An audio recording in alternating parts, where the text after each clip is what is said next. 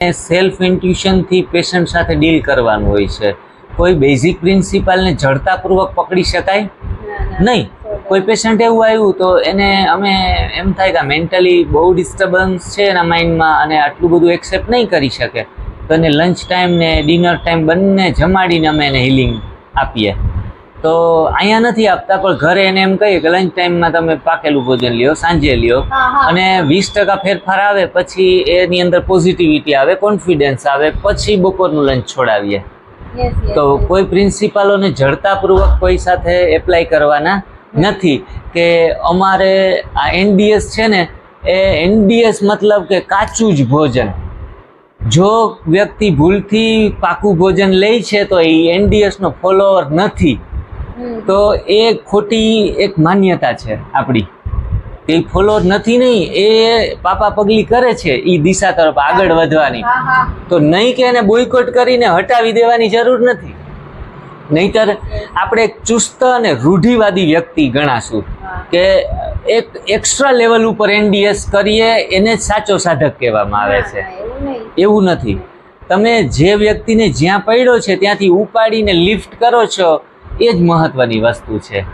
એટલે જ્યારે તમે વધારે પડતા એકદમ સ્ટ્રિક્ટ થઈ જાઓ છો, માનસિક રીતે તમારી અંદર ગાંઠો બંધાઈ જાય છે કે આ ફલાણો વ્યક્તિ બંને ટાઈમ કાચું ખાય છે, સંપૂર્ણ પ્રાકૃતિક આહાર ઉપર રહે છે, તો એ વ્યક્તિ શ્રેષ્ઠ, અને આ વ્યક્તિ એક ટાઈમ જમે છે તો એ વ્યક્તિ છે એની અંદર કેટલી બધી હજારો ઉણપ છે.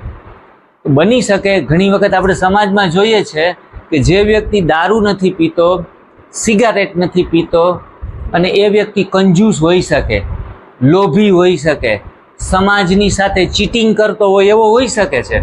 અને જે વ્યક્તિ દારૂ પીવે છે, નશામાં રહી છે, પણ એ કોઈ વ્યક્તિને મદદ કરવા માટે સદાય રેડી રહી છે બધી રીતે, ને એનું વ્યક્તિત્વ ખૂબ ઉદાર છે, હૃદયની વિશાળતા છે, લોકોનું સુખ કરવાની ભાવના છે. તો આપણે એવી માન્યતા ન બાંધી શકીએ કે દારૂ પીવે છે ગલત જ છે.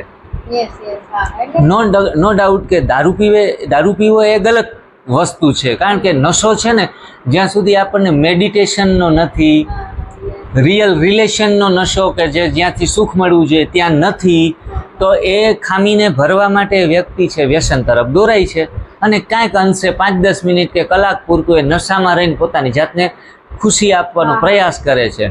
તો એનાથી વ્યક્તિનું મૂલ્યાંકન આપણે કરી નાખીએ અને એને એવોઇડ કરીએ છીએ તો એ આપણી મૂર્ખતા છે. તો એવી જ રીતે ડાયટની અંદર પણ આવી રીતનો કન્સેપ્ટ છે.